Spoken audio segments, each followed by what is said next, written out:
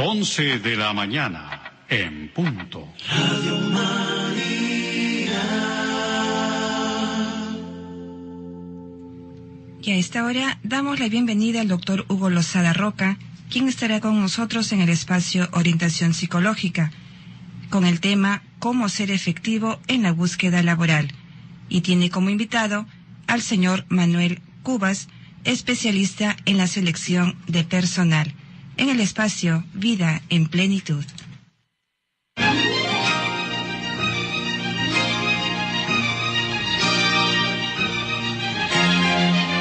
Iniciamos Vida en Plenitud.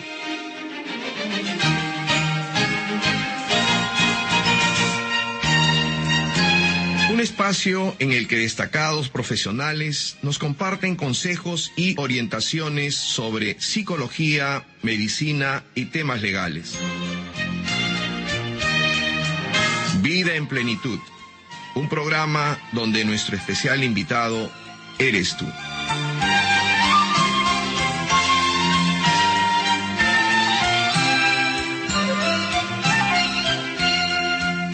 Un programa más de Vida en Plenitud, y quiero comentarles a ustedes que tenemos un invitado de lujo y vamos a hablar de un tema que realmente a veces nos puede sacar del contexto de la espiritualidad para ir un poco al mundo terrenal.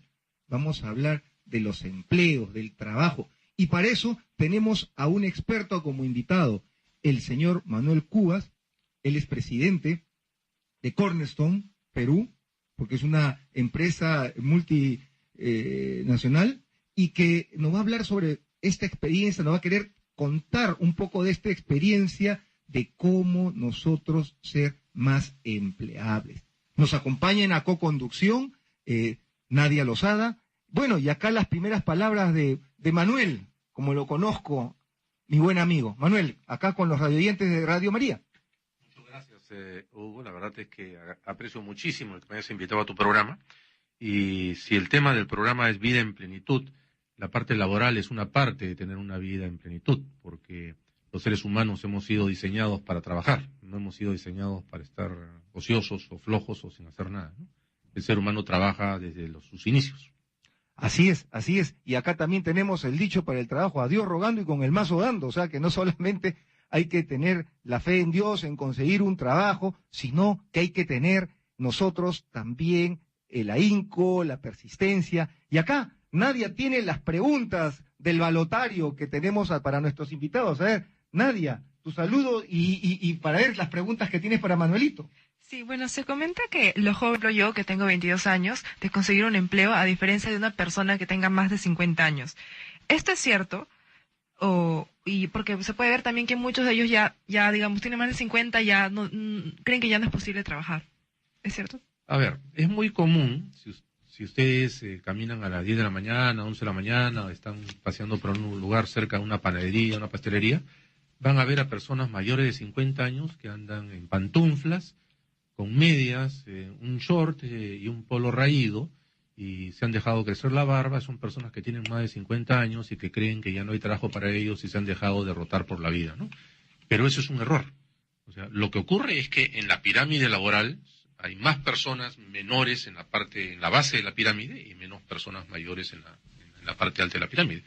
Pero todos podemos conseguir un trabajo independientemente de la edad que tengamos. O sea, lo que importa, lo que interesa en el mundo laboral no es la edad, ni el físico también, porque vamos a entrar a ver temas como, por ejemplo, a veces piden buena presencia. ¿Cuál es buena presencia? Yo le quisiera pedir a los oyentes saber que nos avisen quiénes son feos, ¿no? O sea, nadie se considera feo. O sea, ¿y qué tiene que ver la presencia en el trabajo que nos estén contratando para modelos o para un programa de estos tipo combate o esos programas? Pero en realidad, para trabajar lo que importa son las competencias, que puedes tener tanto a los 18, a los 20, como puedes tener a los 50, 55 o 60 años, ¿no?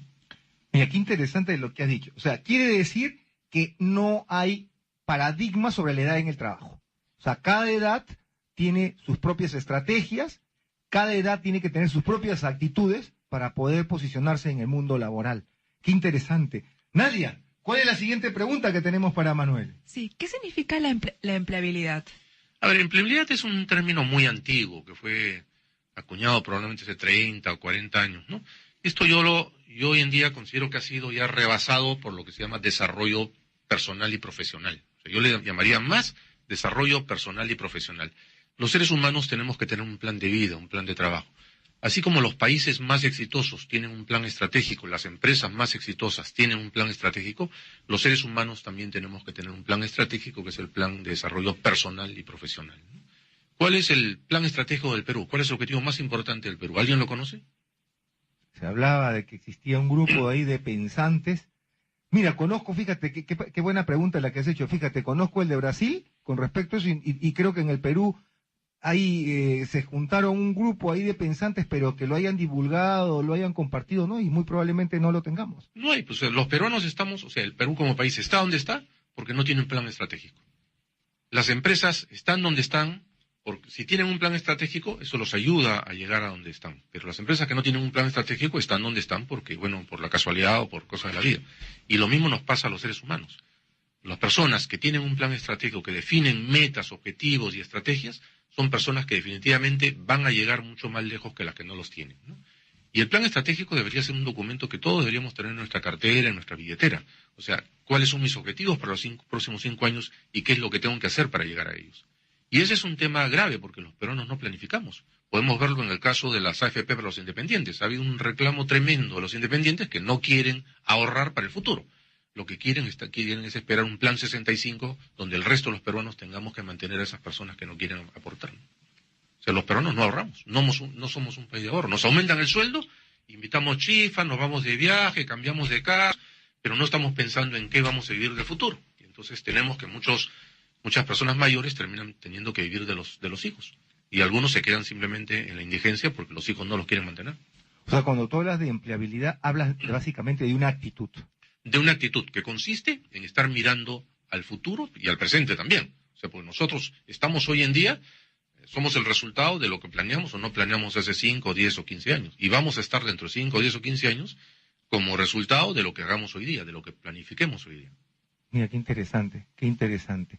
La siguiente pregunta, Nadia. Sí. ¿Qué deben hacer tanto los jóvenes como las personas más mayores para poder conseguir un empleo? A ver, lo primero que tienen que hacer es determinar cuáles son las competencias y las características y las actitudes que requiere el mercado laboral. O sea, qué es lo que están buscando los empleadores, qué cosa quieren, o sea, qué buscan. Y entender que tienen que comenzar a trabajar en desarrollar esas competencias. Por ejemplo, hoy en día, alguien que no habla inglés es como que tuviera, digamos, tiene una debilidad, tiene una falencia. Alguien que no maneja temas de cómputo tiene otra falencia. Y alguien que no tiene inteligencia emocional, o que no la aplica en el trabajo, tiene otra falencia, ¿no? Además de eso, todas las empresas están buscando gente que tenga liderazgo, creatividad, orientación a resultados, trabajo en equipo. O sea, tenemos que demostrar, y eso se demuestra desde el colegio y desde la universidad, ¿no? O sea, las personas más exitosas son aquellas que tienen esas competencias, que primero han determinado cuáles son las competencias que busca el mercado y luego se han preocupado de desarrollarlas. Interesante. Fíjese lo que ha comentado Manuel, o sea, ya estamos dejando de lado esas competencias que antes necesitábamos, saber de repente estar en una buena universidad y que yo por eso ya te garantizaba mi empleabilidad. Él está hablando actualmente que hay competencias soft, es la que llamamos las competencias blandas, por ejemplo, la actitud, la inteligencia emocional, o sea, hacer un buen uso de mi manejo de relaciones interpersonales, tener capacidad de liderazgo, capacidad de trabajo en equipo, creatividad, capacidad de negociación, y fíjense, y 2 competencias que he hablado que prácticamente son muy necesarias, el saber otro idioma, u otros idiomas, y el estar acorde con la tecnología actual, que es el manejo de la ofimática. Ni siquiera ya a nivel de usuario, sino a nivel de administrador, que ya muchas empresas lo solicitan a los postulantes, al margen del cargo que están postulando. O sea, no estamos hablando que están postulando a una área de sistemas, estamos hablando que están postulando a cualquier área de una empresa. Interesante realmente lo que está comentando Manuel, que es un experto en este tema. Nadia, ¿qué otra pregunta tenemos para Manuel? Que yo sé que está generando una serie de expectativas entre todos nuestros radioyentes. Sí, se comenta que, bueno, que las mujeres tienen menos posibilidades frente a los hombres de conseguir un empleo porque se pueden casar, tener hijos, luego descansar después que salen embarazadas. Y bueno, ¿qué hay de cierto en esto que las mujeres, por tal motivo, trabajan menos que los hombres? Uy, uy, uy, cuidado acá porque A ver. hay sexismo, ¿ah? Aquí hay un tema muy importante. En el 80 o 90% de las empresas en el Perú, sus áreas de recursos humanos están en la edad de piedra. Como decía hace un rato, cuando piden en un aviso en el periódico candidatos que sean hombres, 1,85 m, pelo rubio, ojos azules, graduado de la Universidad Pacífico, Católica o Lima, están discriminando al resto de las personas, ¿no? Y están discriminando a las mujeres porque generalmente lo ponen en forma masculina el pedido, ¿no? Y asimismo, estas personas que están en la edad de piedra creen que las mujeres van a trabajar menos, lo cual no es cierto. Y aquí les voy a hacer una pregunta. O sea, en los colegios mixtos, ¿quiénes son los primeros, los hombres o las mujeres? En las universidades, ¿quiénes ocupan los primeros lugares, los hombres o las mujeres? Para mí, en base a las decenas de años que tengo trabajando con ejecutivos y ejecutivas, yo he podido determinar que las mujeres en promedio son más inteligentes que los hombres, porque usan la intuición, que es ese sexto sentido. Los hombres somos más racionales, en cambio las mujeres tienen la capacidad de poder definir o determinar si algo es positivo o negativo, si algo puede salir bien o mal, en base al uso de la intuición, que no es otra cosa que la racionalidad escondida que tenemos en la mente, ¿no? Entonces, discriminar a una mujer es un absurdo. O sea, no por un tema legal, sino es un absurdo porque estamos desperdiciando a gente valiosa. Y la mujer no tiene que trabajar 8, 10 o 14 horas para agregar valor. O sea, la mujer puede trabajar inclusive desde su casa. O sea, hoy en día hay países, o sea, si uno viaja a un país desarrollado va a encontrar mujeres manejando camiones, tractores, haciendo trabajos que antes eran exclusivamente de los hombres. Y trabajan igual o mejor que los hombres, pues son hasta más cuidadosas en estos trabajos, ¿no? ¿Por qué prefieren policías mujeres en tránsito? Porque son más cuidadosas y son más honestas aparentemente también, ¿no? Entonces, discriminar a las mujeres no debe ser válido. Una mujer puede trabajar de su casa y va a trabajar feliz porque se va a sentir realizada en sus dos roles, en el rol de madre o esposa y además en el rol profesional. Y las empresas no tienen en el Perú una política de part-time, o sea, de trabajo a tiempo parcial, no tienen políticas especiales para ayudar a las mujeres. O sea, siempre cuando contratan a una mujer o quieren contratar a una mujer, si es soltera le preguntan, ¿te vas a casar? Porque están pensando, si se casa y sale embarazada, entonces va a estar 4 meses fuera. Y es un absurdo, porque nuevamente, los seres humanos no agregamos valor tanto por cuánto tiempo estamos sentados en un escritorio, sino por cómo agregar, sino a través de nuestras ideas, de la creatividad, de las innovaciones, de nuestros aportes al negocio. Y eso lo puede hacer uno sentado en un escritorio o lo puede hacer de su casa. Miren, qué interesante lo que está comentando Manuel acerca del género dentro de las organizaciones. Pero en tu experiencia, Manuel, ¿estamos remontándolo o realmente se está agudizando esta discriminación? Se está remontando, pero poco a poco. O sea, ya hay empresas que han entendido que las mujeres agregan valor y están teniendo cada vez más mujeres en sus organizaciones, no solamente en niveles bajos, sino en niveles ejecutivos altos, ¿no? Y si ustedes ven las empresas que tienen mujeres en sus niveles más altos, probablemente son más exitosas que las empresas que no las tienen. Sí, pues eso es cierto. La mujer, por ejemplo, en términos generales del colegio, es mucho más responsable que los hombres. Y eso está a nivel dentro de este software mental que nosotros tenemos. Es cierto, la mujer tiene más desarrollada la inteligencia emocional, sabe relacionarse mejor con las personas. Y también, actualmente, también ese prototipo de trabajos que eran enteramente exclusivos de los hombres, como era, por ejemplo, el de manejar estos camiones por encima de los 4.000 metros de altura, también actualmente ya estamos viendo damas, inclusive ha habido reportajes que lo están haciendo, y cada vez también actividades de mayor riesgo lo están haciendo mujeres, ¿no? O sea, es un mito el pensar que una mujer, por su condición de ser mujer, pues no puede realizar muchas cosas. Eso es falso, ¿no? De repente, lo que tenemos que determinar es que tiene que haber más facilidades, porque también no se le puede negar el derecho a la maternidad a una mujer, indudablemente, como también el acompañamiento que debe ser el esposo o la pareja cuando da luz. También hay que permitirlo, todavía es muy poco, ¿no? En otros países son 2 meses, muchas veces, que le dan al esposo para que acompañe a la esposa. En Europa, por ejemplo, es un buen tiempo el que le dan al esposo. Es cierto, tiene que humanizarse más los trabajos.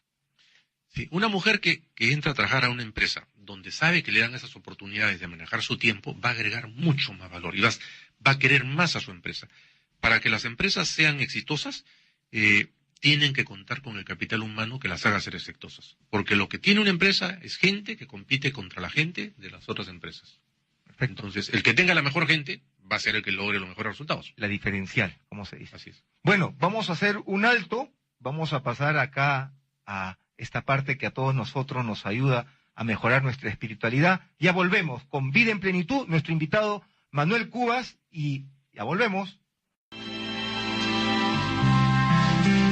Bueno, acá retomando el programa Vida en Plenitud con nuestro invitado Manuel Cubas, el tema empleabilidad. A ver, Nadia, la siguiente pregunta, por favor, para Manuel. Sí. ¿Qué deben hacer las personas, independientemente de la edad que tengan y el sexo que tengan, para mantener sus empleos o desarrollar sus carreras en una forma ascendente? A ver, la responsabilidad de nuestras carreras depende de nosotros mismos, de las personas. Mucha gente cree que entra a trabajar en una empresa y la empresa tiene que preocuparse de la carrera de uno. Eso es falso. O sea, las buenas empresas lo que hacen es sí, se preocupan de retener, de desarrollar y de entrenar a la gente que quieren y que agrega valor, ¿no? Pero la responsabilidad última es nuestra lealtad es con nosotros mismos. Entonces, ¿qué debe hacer cualquier persona? Tiene que preocuparse de agregar valor. ¿Cómo agrega valor uno? Cuando ayuda a mejorar procesos, a simplificar procesos, cuando uno ayuda a que la empresa venda más, a que uno ayuda a que la empresa cueste menos, a que sea más rentable la empresa, cuando uno ayuda a solucionar problemas. Cuando uno trabaja en estos temas en la empresa y se hace conocido por eso, la empresa va a preferir retenernos, va a tratar de retenernos, va a tratar de contar con nosotros. Pero además, la gente en nuestro entorno tiene que saber para qué somos buenos, porque el 80% de los empleos se consiguen a través de la red de contactos. Entonces, nosotros entramos a trabajar en una empresa, pero siempre debemos tener un plan B. Tenemos que estar listos para que si esta empresa, por un motivo X, una reestructuración, o nos cambian de jefe y al nuevo jefe no le gusta nuestra cara, no encaja con nosotros o no encajamos con él o ella, entonces podamos tener trabajo en otro lado. Entonces, repito, el 80% de los empleos se consigue a través de la red de contactos. ¿De cómo nos ven? Si la gente usa las redes sociales y en todas las fotos que salimos en las redes sociales salimos con una botella en la mano, con un vaso de licor en la mano, la gente se va a llevar la impresión de que somos alcohólicos. O sea, porque percepción es realidad.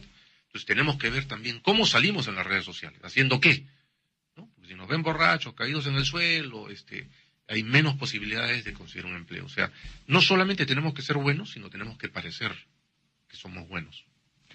Manolito, acá has hablado de dos conceptos importantes. Uno, que nos definas qué es lo de la red de contactos, y dos, el uso de las redes sociales para el posicionamiento laboral. ¿Cuál es tu opinión al respecto de cada uno? Red de contactos. ¿Qué es una red de contactos? A ver, yo a la red de contactos prefiero a veces llamarle capital social. No está dado por una cantidad de dinero que uno tenga, sino por la cantidad de gente que uno conozca. Y vamos a llevarlo a otro tema. Si una persona se cría en un barrio chiquito y todos los contactos que tiene son en ese barrio chiquito, se va a terminar casando con alguien de ese barrio chiquito. ¿Entiendes?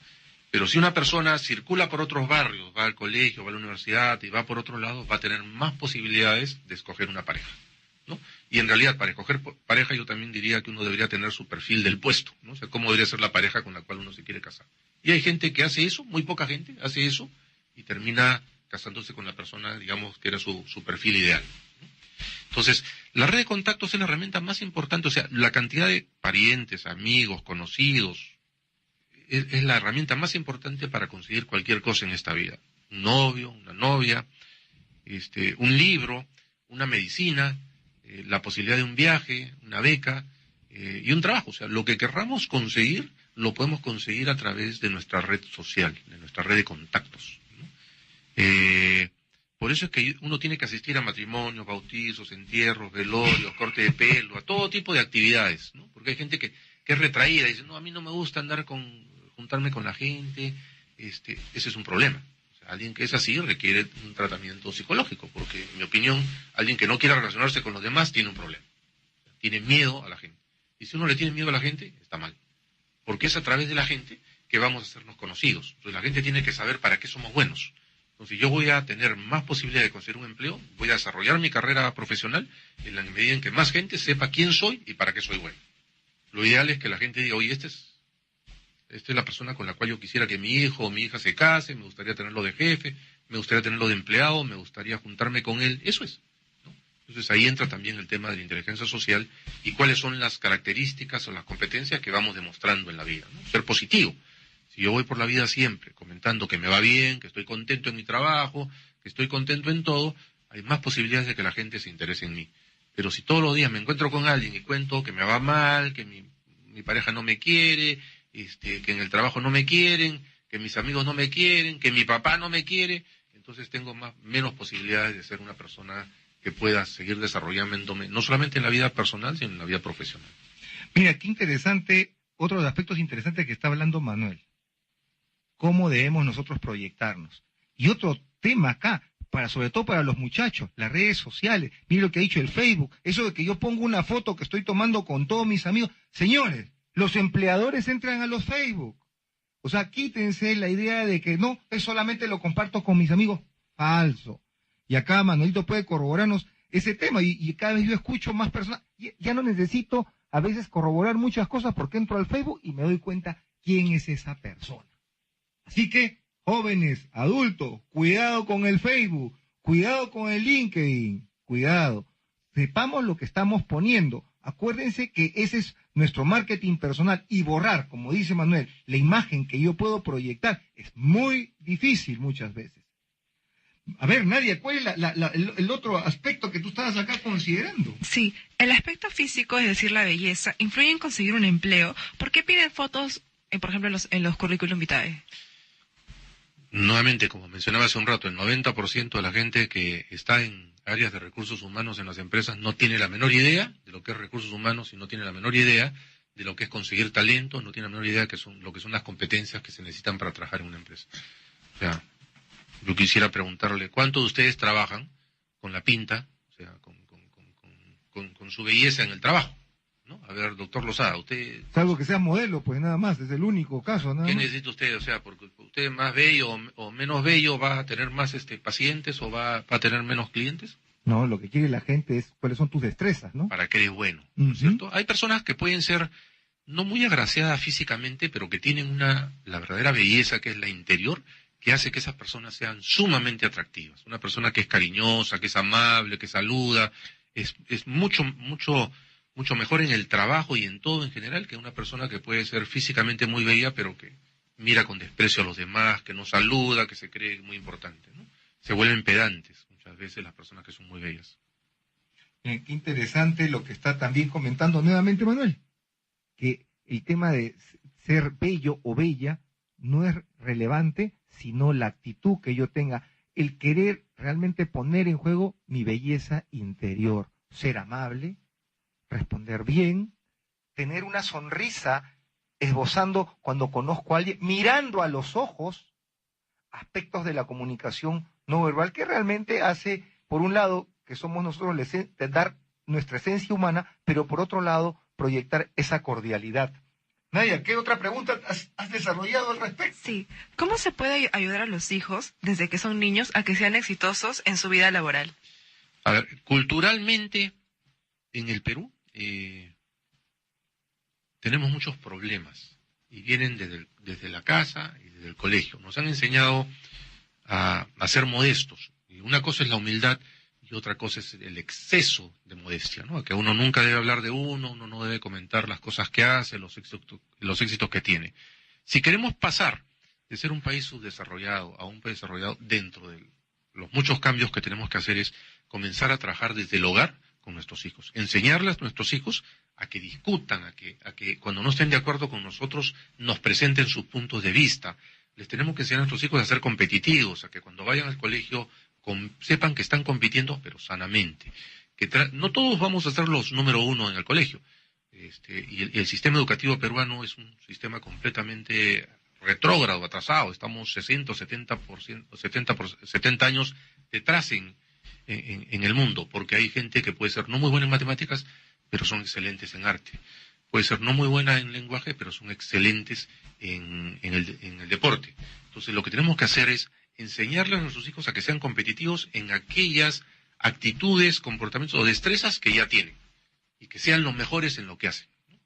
Y repito nuevamente, el que sean competitivos, que aprendan a competir, porque el mundo es un mundo hecho para competir, y viene desde la prehistoria, ¿no? O sea, salían los hombres prehistóricos de sus cuevas, y el primero que cazaba el animal era el que lo iba a llevar a su casa, y tenía que competir con el que se había salido a otra cueva. Entonces, si vamos si queremos que nuestros hijos tengan éxito, tenemos que enseñarles a ser competitivos, tenemos que enseñarles a ser creativos, tenemos que escuchar sus ideas, tenemos que incentivar la creatividad en nuestros hijos, tenemos que incentivar el que usen su asertividad, el que discutan. Al final los padres son los que van a decidir, ¿no? Pero igual en la medida en que incentivemos a nuestros hijos a discutir, a conversar, a leer, ¿cómo le puedo enseñar a mi hijo a leer si yo no leo? O sea, tenemos que darles el ejemplo. O sea, lo más importante aquí es darles el ejemplo. He visto padres que le dicen a sus hijos, no tomen ni fumas, y el papá está con un cigarro en la mano y con una botella. O sea, que tengo que esperar a cumplir 18, ser mayor de edad para recién fumar y tomar, no. O sea, yo no puedo decirle a mis hijos que no tomen y no fumen si yo les doy un mal ejemplo, ¿no? Si yo borracho. Miren, qué importante, y ha hablado del tema de la familia, Manuel. ¿Por qué? Porque Manuel está diciendo que los padres lo que tienen que saber es transmitir valores, fortalecer la autoestima de nuestros hijos, manejar sus tiempos libres, fomentar la responsabilidad, no solamente en casa, sino también en su centro educativo, porque eso es lo que a ellos les va a hacer que formen competencias para la vida, entre ellas la parte laboral. Miren, qué importante, qué importante.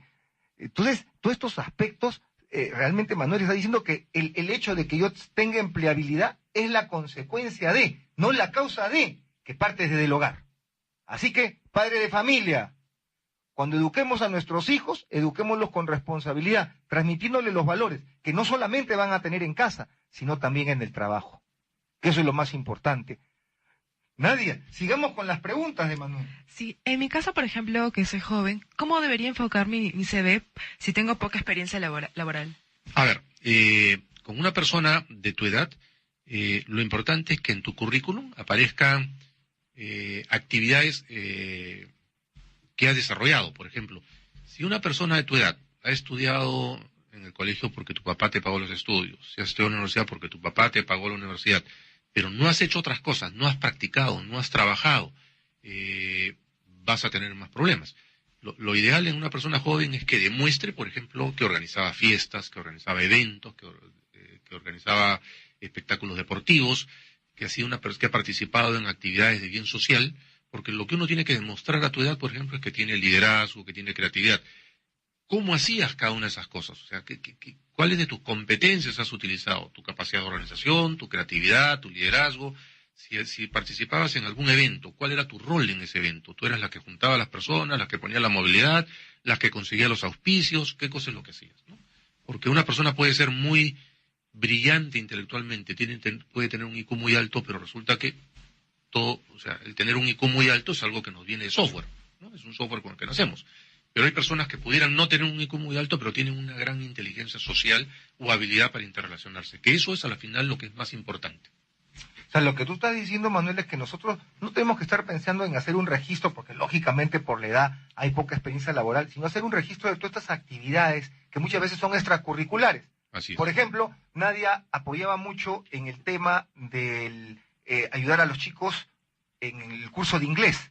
Les ayudaba a organizarse, a aprender inglés. Eso, por ejemplo, ella lo puede considerar en un currículum. Eso tiene que estar en el currículum. Si ha practicado algún deporte, eso tiene que estar ahí, ¿no? O sea, qué tan competitiva ha sido en los deportes. Si ha participado en actividades así sociales, es importante que lo ponga, ¿no? Perfecto, perfecto. Bueno, hacemos un breve espacio de tiempo para volver en Vida en Plenitud. A ver, continuando con nuestro programa Vida en Plenitud, teniendo como invitado a Manuel Cubas. A ver, Nadia, ¿qué otra pregunta tienes para Manuel? Sí, en el caso de los jóvenes que a veces no sabemos tanto, digamos, como los adultos por nuestra edad, ¿cuál es la imagen personal que uno debe proyectar en una entrevista? A ver, muchas veces los jóvenes creen que pueden ir a una entrevista vestidos de la misma manera como van a sus reuniones con sus amigos o como van a una fiesta, ¿no? Y yo recuerdo el caso de mi hijo. Se presentó cuando estaba todavía en la universidad para una práctica y se presentó junto con unas 20 personas, ¿no? El único que fue con terno fue él, ¿no? ¿A quién contrataron? A él, pues porque estaba con un terno y con el pelo corto, ¿no? Entonces, lo que uno tiene que entender es que esa apariencia que uno usa en el día a día no es la misma que va a usar en el trabajo, ¿no? O sea, todavía en el mundo laboral hay mucha discriminación hacia alguien que se presenta con piercings o con tatuajes o o digamos con esos peinados, con los pelos parados, que pueden estar muy de moda entre los jóvenes, y no es que los critique, pero en el trabajo lo que están buscando son personas que se adapten a la cultura. Los jóvenes lo que tienen que entender es, en esta empresa en la que voy a trabajar, qué tipo de cultura tienen, cómo se viste la gente, cómo se comporta la gente, cómo saluda a la gente. Y lo otro que tienen que a veces hay gente que me dice, pero no tengo plata para un terno. Bueno, alquílate un terno, pues. O sea, tienes plata para irte a la fiesta y para gastar en trago el fin de semana, pero no tienes plata para alquilar un terno. Alquílate un terno para conseguir el trabajo, ¿no? Y lo otro es que tienen que demostrar energía, entusiasmo y éxito. La energía, cómo se demuestra en la forma que uno camina, cómo saluda, cómo da la mano, la sonrisa. O sea, una persona... ¿Ustedes a quién prefieren contratar? ¿A una persona que camina despacio, lento, con el cuello caído, o a una persona que entra caminando con energía, rápido, con firmeza, que da la mano fuerte sin apretar tanto, ¿no? El entusiasmo está a la hora de la entrevista cuando uno cuenta sobre las cosas que ha hecho. Y participé en un programa social de la iglesia, iba. Entonces uno tiene que moverse, uno tiene que mover los brazos, tiene que demostrar ese entusiasmo en el lenguaje corporal. El lenguaje corporal es muy importante. Y los jóvenes no tienen por qué tenerle miedo a una entrevista, porque el entrevistador probablemente está tan nervioso como el entrevistado. El entrevistador también tiene que tomar una decisión de a quién escoger. ¿Y a quién va a escoger el entrevistador? Va a escoger a la persona que le caiga mejor, aquella persona que haga un mejor encaje, que sienta que hace un mejor encaje con él o con ella y con la organización, ¿no? Y tiene que hablar siempre con éxito de su vida, no contar las desgracias que le han ocurrido en su vida. Si de repente dentro de esas desgracias está el que falleció el papá o la mamá y tuvo que estudiar de noche, tuvo que trabajar de día y estudiar de noche, eso sí se puede contar. Bueno, mi padre falleció y entonces yo tuve que hacerme cargo de mis hermanos, entonces yo trabajaba de día y estudiaba de noche. Ese es el tipo de cosas que demuestran que esta es una persona que si uno la contrata y uno le da una tarea, le da una misión, la va a conseguir. Frente a personas, ¿y por qué no estudiaste? Ah, es que se murió mi papá. ¿Y qué cosa hacías? Jugaba fútbol todos los días. Oye, a no ser que te vayas a dedicar al fútbol como profesión y puedas ganar millones de dólares, sí. Pero de lo contrario, lo que uno tiene que hacer es hacer que las cosas ocurran. O sea, la gente más exitosa es aquella que hace que las cosas ocurran. La gente que planifica, tiene una visión y hace que esa visión se cumpla. O sea, tener una visión requiere que luego le pongamos patitas a esa visión. Y las patitas son los pasos que tenemos que dar en el día a día para poder ser exitosos. Manuel, un tema que de alguna manera siempre es polémico, el currículum. Currículum al peso versus currículum de alguna manera de dos caras. ¿Cuál es lo que yo debo considerar ahora? A ver, hoy en día el currículum que se utiliza tiene como máximo 2 hojas. Si es una persona muy joven, por ejemplo, con una sola hoja es suficiente, pues no tiene experiencia laboral, pero debe estar máximo 2 hojas y basado en logros, en números, en qué es lo que uno ha hecho, qué cosa ha conseguido. Incremento de las ventas de tanto por ciento, reducción de costos, simplificación de procesos, pero siempre con números. ¿Qué fue lo que uno hizo? ¿Cómo lo hizo? ¿Y cuál fue el resultado en números? Los currículos muy extensos no ayudan, porque por otro lado, la gente ya no lee. O sea, la gente lee muy pocos libros. Entonces la gente se cansa de leer currículos muy extensos. Hay gente que cree que porque su currículum tiene 7, 8, 10 páginas es mejor. Bueno, una vez conversaba con un ejecutivo que lo estaba asesorando y me decía, pero fíjate, he ido a tal ministerio, ahí me han pedido que mi currículum tenga 20 páginas. Claro, nuevamente, pues los ministerios están en la edad de piedra. Esos ni siquiera cuentan en el 90% que sea yo, esos están peores. O sea, esos se quedaron ya en la edad de piedra en temas de manejo de selección y de recursos humanos, ¿no? O sea, simplemente no tienen la menor idea de qué es lo que están haciendo ni hacia dónde van. Estoy buscando trabajo. ¿Cómo organizo o cómo debo organizar una red de contactos? Tú en algún momento me decías que buscar trabajo es un trabajo. ¿Cómo debe ser mi organización? A ver, lo primero que tengo que saber yo es para qué soy bueno, cuáles son mis competencias, en base a lo que he hecho a lo largo de mi vida. Si soy muy joven, en base como mencionaba hace un rato, si yo he organizado deportes, he liderado proyectos, he hecho este tipo de cosas, tengo capacidad probablemente de liderazgo, de creatividad, en fin, ¿no? Una vez que sé para qué soy bueno, o sea, si ya tengo experiencia laboral, tengo capacidad de análisis, nuevamente de liderazgo, de creatividad, cómo he conseguido los logros que he obtenido, el siguiente paso es hacer una lista de toda la gente que he conocido a lo largo de mi vida. Todos mis amigos, parientes, conocidos, parientes de mi novio, de mi novia, de mi esposo, de mi esposa, profesores, si soy hipocondriaco el médico, si tengo perro el veterinario, ¿no? Si voy al banco, la persona que maneja mi cuenta en el banco. Todas esas son personas a las cuales debo incluir en mi lista de contactos, ¿no? Y luego tengo que preparar un guión de lo que le voy a decir a mis contactos. Porque lo que hay que hacer es llamarlos por teléfono. Yo tengo que llamar a todos mis contactos. Vamos a suponer que tengo un amigo que trabaja en una naviera. Y entonces lo voy a llamar. Hola Pedro, ¿cómo estás? Te habla Manuel Cubas. Nunca Manuel, porque ¿cuántos Manueles conocerán? Te habla Manuel Cubas y nos conocimos en tal sitio. Siempre hay que hacer la relación, establecer la relación de dónde conocemos a la persona, porque cuando llamamos a alguien sabemos a quién estamos llamando. Pero la persona está está distraído y de repente no sabe quién es. Entonces siempre hay que explicar. ¿Quién te habla? Manuel Cubas, ¿no? Y estoy evaluando la posibilidad de trabajar en una empresa naviera. Y como tú estás ahorita en una de ellas, me gustaría visitarte 15 minutos, te garantizo que no te quito más de 15 minutos, para contarte las cosas que he hecho yo y cómo creo que pueden aplicar mis logros en una empresa naviera. ¿Cómo estás en las próximas semanas para visitarte? ¿No? Y cuando llego a donde la persona, lo que tengo que decir, oye Pedro, muchas gracias por recibirme a las 9, porque a las 10:30 tengo otra reunión en Miraflores. Con eso le voy a dar 2 mensajes. El primero de ellos es que estoy ocupado porque tengo otra reunión, y el segundo es que no me voy a quedar 2 horas a quedarme mirándolo con cara y cordero degollado a ver si tiene un trabajo para mí. Conseguir un trabajo es mi responsabilidad, no es responsabilidad de mi red de contactos. Lo que yo tengo que hacer cada vez que visito a alguien de mi red de contactos es contarle qué cosa es lo que he hecho, para qué soy bueno, para que esta imagen, y con números, para que esta imagen se le quede grabada a la persona. Puede ser que justo en ese momento, eso sería como sacarse la tinca, estén necesitando a alguien como yo y me digan quédate a trabajar. Pero lo más común es que ese día, esa semana, en los siguientes 2 o 3 meses, esa persona a la que hemos visitado se encuentre con alguien que está buscando una persona como nosotros y nos llama. Esa es la forma en que trabajan los programas de recolocación estratégica, por ejemplo, que tenemos nosotros a través de Career Partners. Ya. Y dime, Manuel, y cuando yo enfrento en sí la entrevista, sí, acá viene la pregunta de Nadia. Sí. ¿Cuáles son los tips para enfrentar una entrevista laboral exitosamente? A ver, lo primero que uno tiene que saber es esta empresa a la cual que me está entrevistando, ¿a qué se dedica? Porque de repente nos pregunta, oye, ¿tú sabes nosotros a qué nos dedicamos? Sí, ustedes hacen galletas. No, no hacemos galletas, hacemos clavos. Si comes uno te vas a morir, pues, ¿no? O sea, hay que saber muy bien, hay que entender a la empresa, ¿no? Hay que conocerla, hay que haber averiguado. Hoy en día, pues, hay un montón de formas de ingresar a obtener información. Lo segundo es haberse mentalizado desde el día anterior en que al día siguiente nos va a ir bien en la entrevista. Y levantarnos pensando en que nos va a ir bien. Porque la forma en que pensamos condiciona nuestra actitud. Si nosotros nos levantamos de forma positiva, vamos a tener una actitud positiva, ¿no?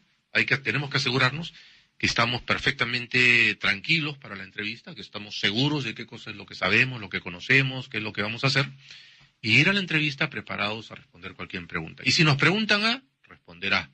Porque a veces vamos a una entrevista, nos preguntan A y resulta que le hablamos 1 hora. A veces nuestra desesperación por conseguir el trabajo hace que hablemos mucho. Y eso distrae a la persona. Los seres humanos podemos hablar a 125 o 150 palabras por minuto, pero procesamos 500. Entonces, si yo le hablo mucho rato a alguien de algo que no tiene sentido, que lo está aburriendo, la persona va a ponerse a pensar, muy bien, ¿qué hora es? Son las 11, ¿qué hora de almuerzo hoy en mi casa? Tengo que ir a pagar mi cuenta al banco, etcétera. Entonces ya lo perdimos. Entonces, nuestras respuestas tienen que ser muy claras y concretas. O sea, si nos preguntan, ¿para qué eres bueno? Mira, tengo habilidad para identificar áreas de oportunidad de crecimiento del negocio a través del incremento de las ventas. Por ejemplo, en mi último empleo ayudé a incrementar las ventas en 25% a través de X, Y, Z. En mi empleo anterior incrementé las ventas en 10% a través de esto, esto y esto. Lo tenemos que saber para qué somos buenos, ¿no? O sea, tener un buen autoconocimiento. Si no nos conocemos, estamos mal. ¿Y por qué saliste de tu empleo anterior? Ah, porque mi jefe era un desgraciado. No, no se puede decir eso. Aunque hayamos salido de nuestro empleo por pelearnos con el jefe, lo que tenemos que responder es, salí de mi empleo anterior por una diferencia de opinión con mi jefe con respecto a la estrategia del trabajo. Se acabó. Con eso ya lo estamos diciendo que no nos llevamos bien con el jefe. Porque si yo hablo mal de mi jefe y él se entera, va a hablar muy mal de mí también, ¿no? Nos arriesgamos. Nos arriesgamos. ¿Por qué quieres trabajar acá? Si hemos analizado la empresa, bueno, ustedes son una empresa que se dedica a esto, que esta es la cultura que tienen, estas son sus políticas de desarrollo de la gente, y la verdad es que yo me sentiría muy contento de trabajar con ustedes. Y mientras estamos en toda la búsqueda laboral, ¿Es bueno, por ejemplo, que iniciemos ciertos estudios? ¿O es sencillamente me aboco totalmente a la búsqueda del empleo, o también sigo perfeccionando ciertas competencias? Se puede combinar las dos cosas, ¿no? O sea, pero hay que manejar los tiempos. O sea, conseguir un empleo es un trabajo de tiempo completo. Uno tiene que levantarse a las 6 de la mañana, hacer un deporte, porque el hacer deportes en la mañana lo que hace es te pone activo. Y entonces te ves mucho más activo que si no lo has hecho. Tomas tu desayuno, te bañas, te vistes y sales a tu primera entrevista de contacto, ¿no? O sea, uno tiene que tener entre 5 y 7 entrevistas personales de contacto, nada de por correo, porque hay unas personas que se escudan en el correo y comienzan a mandar mails. No es así. O sea, yo tengo que entrevistarme con la gente personalmente. Y entre entrevista y entrevista me voy a un café que tenga internet y de ahí hago mis llamadas telefónicas y voy haciendo mis entrevistas, voy consiguiendo las entrevistas para los siguientes días o las siguientes semanas, ¿no? Y eso es, uno tiene que regresar a su casa a las 9, 10 de la noche cansado después de haberse entrevistado con 5 a 7 personas. ¿Y cuál es la proporcionalidad, por ejemplo, para lograr una entrevista de trabajo? ¿Hay proporcionalidad de acuerdo al número de currículum que envío, al número de entrevistas que tengo? ¿Cómo es? ¿Hay criterios al respecto? A ver, en promedio, 11 entrevistas, 11 llamadas telefónicas te llevan a conseguir una entrevista de contacto. Porque llamas a alguien, no está en el baño, está en reunión, está de viaje, está de vacaciones, etcétera, etcétera. Entonces, hay que ser persistente. O sea, la persistencia es muy importante. 11 llamadas telefónicas te llevan a una entrevista de contacto. 12 entrevistas de contacto te llevan a participar en un proceso de selección. Y 13 procesos de selección, participar en 13 procesos de selección te llevan a recibir una oferta. Y lo ideal es que uno pueda recibir varias ofertas de empleo para escoger. No se trata de que, bueno, me ofrecieron el primer trabajo y ya, bueno, ¿de qué cosa es? Bueno, es enterrador en el cementerio tal. No, pues, o sea, uno tiene que conseguir el trabajo que uno quiere, ¿no? Rol de la familia. La persona está casada, ¿cuál debe ser el apoyo que tiene que darle la familia, los hijos, con respecto a... ¿tenemos que tener alguna actitud en especial? ¿Le debemos decir, oye, mira, nunca haces nada? ¿O nosotros tenemos que tener un rol de repente mucho de comprensión al respecto? Porque es un momento difícil para la persona que no está teniendo un trabajo. La persona que se queda sin empleo sufre un golpe muy fuerte. O sea, sufre una depresión muy fuerte. Pierde la autoestima, pierde el rumbo, se siente completamente desorientada, entra en temas desesperados. Y si es un hombre, aunque la mujer trabaje y gane más que el hombre, la mujer siempre considera que el hombre es el que tiene que proveer los insumos principales de la casa, pagar el agua, la luz, el alquiler, la hipoteca, la comida, etcétera, etcétera, ¿no? Y cuando el hombre se siente así, digamos, derrotado por haberse quedado sin empleo, a veces se quiere quedar en la casa. Entonces la mujer lo comienza a maltratar. O ya que está sin hacer nada, lleva a los chicos al colegio, y arregla el baño, ponte a pintar, limpia el jardín, etcétera, etcétera. Por eso es que el hombre no debe estar en la casa. O sea, un hombre que se queda sin empleo tiene que salir desde las 8 de la mañana a hacer su red de contactos. Y tiene que estar todo el día en la calle, ¿no? Y si se encuentra con algún conocido en la calle, lo saluda, hola, ¿cómo estás? ¿Qué tal? ¿Cómo te va? Pero no quedarse una hora conversando con él, sino preguntarle dónde está, cuáles son sus teléfonos. Decir, te voy a llamar porque ahorita me estoy yendo a una entrevista. Aunque no tenga ninguna entrevista, ¿no? Pero lo que uno tiene que dar es la imagen siempre que está ocupado. Cuando uno está ocupado, la esposa lo va a ver con otros ojos. Porque además los procesos van a aparecer. Y entonces va a estar uno contento de tener procesos. Pero si uno se queda en su casa, yo no he visto nunca que alguien sentado en su casa, un trabajo entre por la ventana. Los trabajos no entran por la ventana. O sea, los trabajos están ahí. Yo le diría, hoy en día hay mucho trabajo para gente. Pero no hay trabajo para todos, pero sí hay trabajo para los buenos. Y los buenos no son necesariamente los mejores, sino los que llegan primero, los que hacen red de contactos y se venden mejor. O sea, tienen una buena actitud en la entrevista, ¿no? Mira, qué interesante lo que tú estás diciendo. O sea, buscar trabajo viene a ser una actitud realmente. Es una actitud. O sea, y que no es que yo digo, ya busqué, ya hice mis contactos del día, sino estar permanentemente también viendo oportunidades cuando yo estoy de alguna manera. ¿Y cuáles tú crees que son a veces las limitaciones que nosotros nos ponemos para hacer una adecuada búsqueda laboral? A ver, la principal limitación está en que nos da vergüenza que la gente se entere que estamos sin trabajo. Y yo diría, vergüenza se puede tener de otras cosas. Bueno, una no la voy a tocar porque me han dicho que no la toque porque es discriminación, y la otra es ser ladrón, ¿no? Y tenemos hoy en día, si vemos presidentes regionales reelegidos, congresistas, y tanta gente en la política que no tiene vergüenza de estar donde están. ¿Por qué voy a tener yo vergüenza de decir que estoy sin empleo? O sea, todos en algún momento dado nos vamos a quedar sin empleo, vamos a cambiar de trabajo 10 o 12 veces en la vida. Mira, bueno, y Manuelito, habiendo hecho todo esta, ¿tienes alguna reflexión tú que nos puedas brindar al respecto, una reflexión final para nuestros radioyentes con respecto a qué puntos para ti son los más importantes en esta vida laboral? ¿Cuál sería tu reflexión al respecto? A ver, lo más importante es tener una actitud positiva, siempre hablar en forma positiva, nunca hablar de temas negativos, nunca hablar de que nos ha ido mal o nos va mal en la vida, nunca. O sea, eso tiene que quedar en el pasado. Uno tiene que tener una actitud positiva, tiene que tener un plan estratégico, o sea, tenemos que tener un plan de a dónde queremos llegar. El ser humano es el único animal que puede soñar con el futuro y hacer que este futuro se cumpla. Somos los únicos. Y la inteligencia emocional es una característica importantísima en el trabajo. Ya, interesante Bueno, Manuel ha hablado de un tema fundamental que es la actitud en la búsqueda laboral, que eso es lo que tenemos que tener en la cabeza. Bueno, Nadia, tus últimas palabras. Bueno, que uno debe tener siempre una buena red de contacto. Todo el mundo es importante para conseguir un trabajo. Bueno, mis queridos radioyentes, este ha sido un programa más de Vida en Plenitud. Hemos tenido un invitado de lujo, el señor Manuel Cubas, que nos está hablando de la empleabilidad. Hemos hablado de la actitud para buscar el trabajo, de lo que son las redes de contacto, de qué tenemos que tomar nosotros en consideración. Espero que estos tips de ayuda pues nos sirvan a todos nosotros para poder encontrar siempre un mejor empleo. Bueno, su servidor, doctor Hugo Lozada, hasta un próximo programa. Muchas gracias.